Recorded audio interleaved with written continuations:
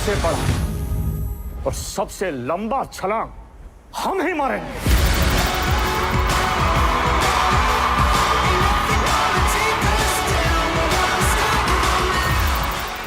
मैं एक simple master हूँ, आप फिल्म में भी देखें।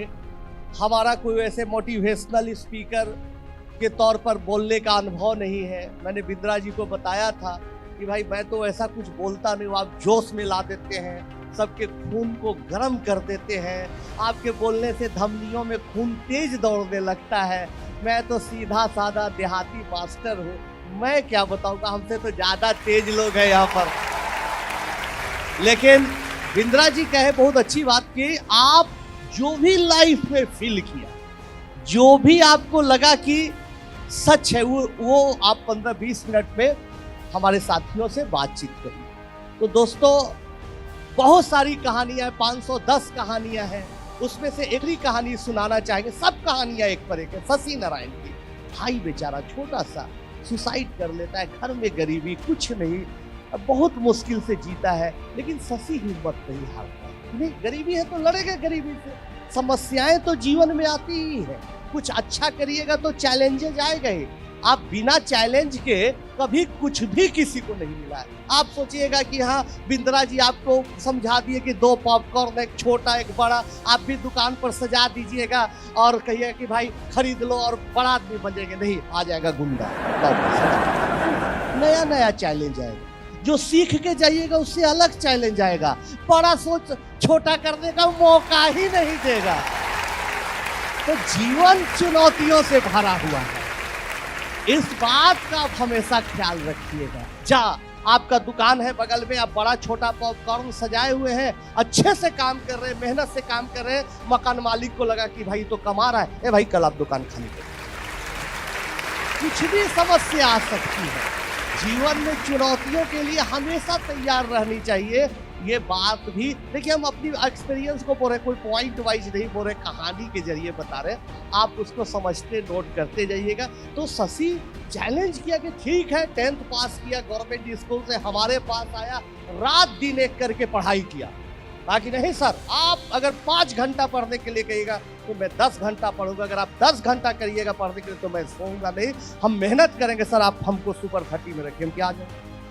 पढ़ते पढ़ते पढ़ते मेरे दूसरे बैच का लड़का था, पढ़ते पढ़ते मेहनत करते करते इसका IIT में हुआ, खड़गपुर में, मुश्किल से IIT खड़गपुर। क्यों? क्योंकि इसका रैंक उतना अच्छा नहीं था, इस परिवेश से आता था, उस परिस्थिति से आता था कि इसका बैकग्राउंड पढ़ाई उतनी बड़ी नहीं, लेकिन ये हो गया भाई, IIT गया, वहां भी मेहनत नहीं छोड़ा। क्योंकि लाइफ में जब आप एक कदम आगे बढ़िए तो अगला उसके अगला सोचते रहिए। तो मेहनत करते रहा, इंग्लिश सीखा, प्रोजेक्ट लिखते रहा, करते करते फर्स्ट ईयर में ही इतना अच्छा मार्क्स लाया, IIT खड़गपुर का सारा रिकॉर्ड तोड़ दिया और कंप्यूटर फिर मेहनत किया। मेहनत करते करते यूरोप में होने वाले सबसे बड़े यूरोपियन साइंस स्कॉलरशिप कंपटीशन में लाखों लोग पूरे दुनिया से उसमें अप्लाई करते, उसमें शशि अप्लाई किया। आप गूगल आराम से प्रोग्राम के बाद करके शशि नारायण सर्च करिएगा। जब रिजल्ट आया तो मुझे भी विश्वास नहीं था कि क्या मेरा चेला, मेरा स्टूडेंट इतना अच्छा कर देगा, पूरे वर्ल्ड में इसका रैंक 1 था। और आज यही शशि गूगल में लंदन में साइंटिस्ट है, आप देख रहे हैं, और एक ब्रिटिश लेडी से शादी भी कर।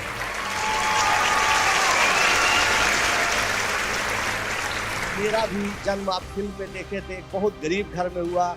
पिताजी पोस्टल एम्प्लॉय थे, कैम्ब्रिज पे जो एडमिशन हुआ था उसकी खबरें बहुत जगह खबरें आई कि भाई आनंद कुमार के पास पैसा नहीं है, उनको मदद कर दीजिए, मदद करिए। कई बड़े बड़े अखबारों में कहीं कोई मदद नहीं। बहुत बार जीवन में ऐसी परिस्थिति आएंगी कि आपको लगेगा कि कहीं से कुछ भी जुगाड़ लग जाता तो बहुत अच्छा होता। फिल्म में आपको एक घटना याद होगी, जो मिनिस्टर साहब ने बुलाया था पैसे के, याद होगी।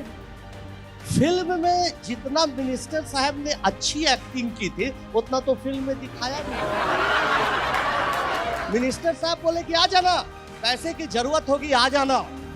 हम गए पिताजी के साथ, वैसे ही जनता दरबार लगा हुआ है, पॉलिटिकल बातें चल रही है, बोल रहे हैं मिनिस्टर साहब कि ठीक है मदद करेंगे, सबको आगे बढ़ाते चल जाए, जाति की बात, किस पार्टी को, किस कैंडिडेट को वोट कितना दिया जाए, कितना टिकट दिया जाए। चल रही बात, मुझे बुलाया कि बैठिए, क्या बात है आपके सर, आप भूल गए, आप बोले थे पैसे के लिए आपने बुलाया था। एकदम फिल्मी अंदाज में बोला उन्होंने, बुलाया था। मैं उस हर नौजवान को बुलाता हूँ जो देश के लिए अच्छा काम करता है, जो प्रदेश के लिए अच्छा काम करता है। तूने भी अच्छा काम किया, आपको बुला लिया, बैठिए। मुझे लगा कि ये नेताजी तो भाई पैसा का बात ही नहीं किया, बड़ा चालाक आदमी है। फिर लगा पिताजी बोले कि भाई कान में हो सके बड़े आदमी हैं, भूल गए हो, तुम इनको अच्छे से समझाओ। तुम तो बोले खाली कि बुलाया, कान में बोले। फिर हम कहे प्रणाम सर। बोले अब क्या हुआ? हम कि सर ऐसा है कि आपने बोला था पैसे के चक्कर में। बोला था पैसे के चक्कर में। पैसे के चक्कर में मत पड़ना। अच्छे अच्छे के लोगों को पैसे के चक्कर में बर्बाद होते देखा है। बड़े बड़े पॉलिटिशियन, IAS IPS जेल चले जाते हैं पैसे के चक्कर में। महात्मा गांधी पैसे के चक्कर में रहते थे, गौतम बुद्ध पैसे के चक्कर में रहते थे। पैसा के चक्कर में मत पड़ो, बैठो। हम कहते भाई ये तो एकदम फिल्म की तरह। जब फिल्म की कहानी लिखी जा रही थी, उस पर रिसर्च हो रहा था, तो हमारे डायरेक्टर थे विकास बहल जी या संजीव दत्ता स्क्रिप्ट राइटर, वो लोग बोलते थे कि भाई ये सब तो आपको फिल्म दिखाएंगे तो हम इसको फिक्शन समझेंगे। ऐसा आपका जीवन में कई घटनाएं हैं कि सब पूछे लगे कि झूठ हो रहा है, लेकिन वाह क्या बात है, आपको तो ऑलरेडी कहानी फिल्म की। तब फिर तीसरी दफा हम लोग निराश होकर निकल रहे थे। पिताजी कहे बेटा एक बार और ट्राई लो, साफ बोलो इनको कि विदेश जाना है। हम बोले सर प्रणाम, मुझे विदेश जाना। कहाँ जाना है? हम सर इंग्लैंड जाना है, कैम्ब्रिज जाना। ओ इंग्लैंड जाओ, अमेरिका जाओ, जापान और जर्मनी भी जाओ, अच्छा अच्छा काम करो, लेकिन इस मिट्टी को जहां बिहार में तुम जन्मे हो कभी नहीं बोलना। इसी मिट्टी पर महावीर को कर्मभूमि रही है, गौतम बुद्ध को ज्ञान प्राप्त हुआ है, वापस यहाँ आके गिव बैक टू सोसाइटी करना जाओ। है फिल्म में इसी कारण दिखाया गया, लेकिन क्लाइमेक्स फिल्म में नहीं दिखाया गया। फिल्म की अपनी एक छोटी सी उम्र होती है, टाइम होता है, उसी में दिखाया जाता है। फिर इसके बाद जो फिल्म में नहीं दिखाया गया वो पार्ट बता रहे हैं। हम पिताजी के साथ गए, बाहर गए, सड़क के उस तरफ चाय बिक रही थी, मंत्री जी के क्वार्टर के ठीक अपोजिट ठेले पर चाय बिक रही थी। हम पिता पुत्र चाय पी रहे थे। चाय वाला पिताजी से पूछा कि बेटा नौकरी मांगने गए थे क्या? डांट सुन क्या है क्या? एकदम चेहरा दोनों का ऑफ है। पिताजी बताए नहीं भाई ऐसी ऐसी बात है। चाय वाला गर्म हो गया। कौन भेज दिया इस मंत्री के पास आपको? कैसे गए? जो आदमी 3-4 महीने से मेरा उधार चाय मंगवा के पीता है, पैसा नहीं देता है, वो क्या आपको पैसा देगा?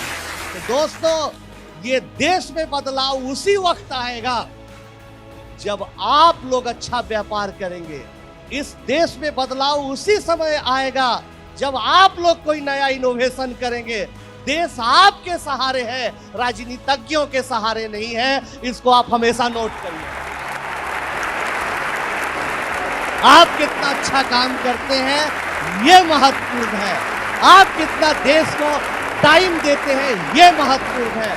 इसलिए आप इसको करिए, बहुत अच्छा है। बहुत बहुत धन्यवाद। बैठिए। फिर उसके बाद क्या हुआ? पिताजी इतने टेंशन में आ गए, इतने टेंशन में आ गए कि उनको लगने लगा कि भाई हम पैसा नहीं दे रहे हैं, बेटा का हवाई जहाज का किराया भी नहीं दे पा रहे हैं। बहुत दुखी रहते थे। हम लोग बार बार समझाते थे, दोस्त जैसे पिता थे कि अरे आप बेकार टेंशन में है, दिल्ली में पढ़ेंगे, पटना में पढ़ेंगे, कुछ अच्छा करेंगे, आप टेंशन नहीं लेंगे। लेकिन एकदम सडन हार्ट अटैक आ गया पिताजी का। पूरा बारिश हो गई थी, मुश्किल से हॉस्पिटल ले गए, वहाँ उनको मृत घोषित किया। तब माँ पापड़ बनाने लगी। उस समय देखिए दोस्तों ऑप्शन था कि फिर एक अच्छी बात है।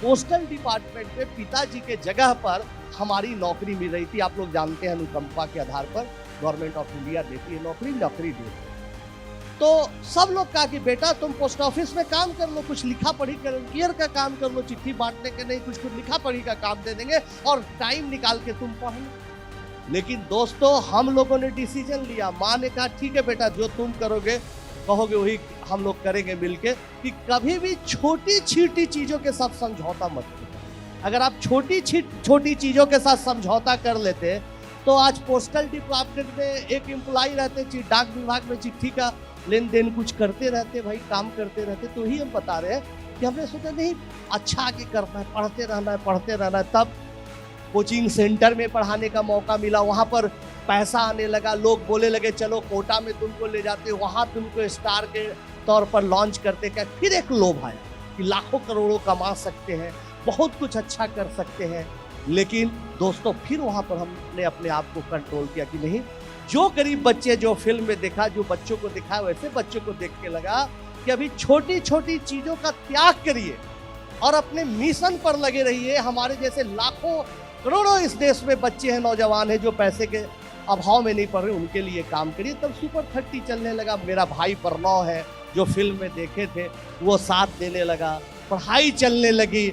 माता जी आप देख रहे हैं खाना बना रही हैं, ये हमारी माता जी है, खाना बनने लगा, बच्चे पढ़ने लगे। तब आया डोनेशन का मौका। जब आपका नाम हो जाएगा, विवेक जी का आज नाम है, सब लोग आते हैं। लेकिन सोचिए विवेक जी जब शुरू किए होंगे, कोई नहीं सुनने आता होगा, कोई विश्वास भी नहीं करता होगा। तो कठिनाई उसी समय होती है दोस्तों कि जब आप कोई व्यापार शुरू करिएगा, जब आपका छोटा सा पूंजी, छोटी सी पूंजी से आप काम करिएगा, आप पर जनता यकीन नहीं करेगी, ग्राहक यकीन नहीं करेगा, यकीन बनाना पड़ता है। लेकिन जब रिजल्ट आने लगा, अच्छा होने लगा, तो सब लोग डोनेशन के लिए बोलने लगे। हर आदमी बोला, हर लगभग स्टेट के सीएम बोले, आपके हमारे माननीय मुख्यमंत्री नीतीश जी कई बार डोनेशन के लिए बोला, मनमोहन सिंह जी बोले, मोदी जी बोले, अंबानी जी बोला, महेंद्रा जी बोला।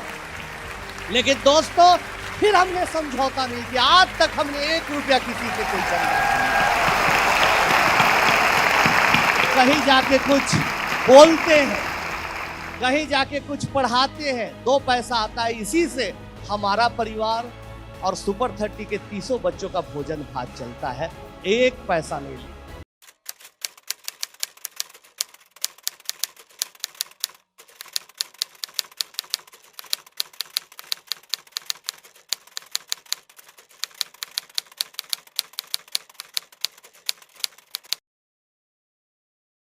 आप ईमानदारी के साथ, बर्गर पिज्जा वाला फंडा के साथ, मकान बेचने वाला फंडा के साथ प्रोजेक्ट बना के अपना काम करिएगा, निश्चित तौर पर चलेगा। लेकिन जिंदगी इतनी आसान नहीं है।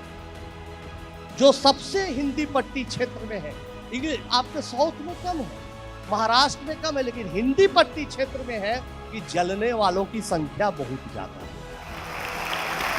इस बात से वो ज्यादा दुखी है कि भाई आपका बिजनेस क्यों फल फूल रहा है, उनका क्या कष्ट है मतलब नहीं है। तो बहुत सारे कोचिंग माफिया लग गए पीछे हमारे, भाई पटना कोचिंग एसोसिएशन का मेंबर बन जाओ, चंदा दे दो, इधर तुम ज्यादा फीस लेके पढ़ाओ, ये सुपर 30 का साधु बनने का नाटक छोड़ो। क्या क्या चला फिल्म में, तो आपने एक अटैक देखा, फिर वैसे वैसे 4-5 अटैक हम पर हुए। और हमारा सबसे भयानक अटैक था कि हमारा नॉन टीचिंग स्टाफ मुन्ना जब मुझे बचाने गया, तो इसके पेट में यहाँ से यहाँ तक पूरा चाकू से फाड़ दिया गया और 5 दिन तक ये बेहोशी के हालत में था। सब लोग बोल रहे थे पटना मेडिकल कॉलेज में कि छोड़ दो पढ़ाना, छोड़ दो, क्या फायदा इस काम करने से, छोड़ दो। उस समय तो एकदम निराशा हो गई, सब दोस्त परिवार रिलेटिव सब बोल रहा था। डॉक्टर ने अचानक बोले, मैं भी डर गया कि क्या करें, नहीं करें, छोड़ ही दे क्या। डॉक्टर ने बोला कि भाई इसको ऑपरेट करना पड़ेगा, बचाना मुश्किल है, हमको कम से कम 5-6 बोतल खून चाहिए। हम बोले खून, मेरे 300 बच्चों हॉस्पिटल में खड़ा था, बोला सर पहले मेरा ब्लड ग्रुप टेस्ट करिए, पहले मेरा ब्लड ग्रुप। तब लगा चाहे कितनी भी कठिनाई हो, कितना भी हमला हो, लेकिन मुझे इन बच्चों के लिए ही काम करना है। तो समस्या आपके पास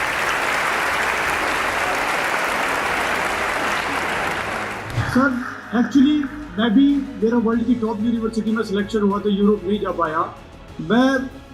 मैं भी एक कुछ कंट्रीब्यूट करना चाहता हूँ। मैं आपसे ये पूछना चाहता हूँ, इतना डिटर्मिनेशन, इतना डेडिकेशन, इतना पेशेंस कि अपनी पर्सनल हैप्पीनेस को सेक्रीफाइस करके आज पूरी दुनिया के लिए आप इतना बड़ा काम कर रहे हैं, इतना मोटिवेशन कैसे आ गया सर आपके अंदर? बहुत अच्छा सवाल है। बहुत बार हर इंसान को, आपको लगता होगा कि आजकल भी ऐसा हो सकता है कि कभी कभी मुझे भी निराशा होती है। ऐसा नहीं कि कोई आदमी, पहले तो दिमाग में आप ये रख लीजिए, कोई आदमी एकदम एब्सोल्यूट नहीं होता कि जिसको एकदम तकलीफों से लड़ ले बहुत महान है, कोई ऐसा नहीं होता, सब नॉर्मल ही होता है। लेकिन मोटिवेशन आने का कई जगहों से आपको कारण खुद खोजना होगा। ऐसा नहीं कि कोई आपको बताएगा या कोई, हर का अलग अलग हो सकता है। हमारे पिताजी जब गुजरे थे तो फिल्म में एक दृश्य दिखाया होगा, आपने देखा होगा कि एक कोट सिलाने गए थे हम। वो अपने कोट को छोटा करवा के इंग्लैंड जाने वक्त हमको एक कोट देने के लिए दर्जी के पास गए थे, हमारी माता जी के साथ। फिल्म में शायद आपको याद है, जब वो कोट सिला गया तो जाना था कैम्ब्रिज, कोट अलमारी में टांग दिया गया।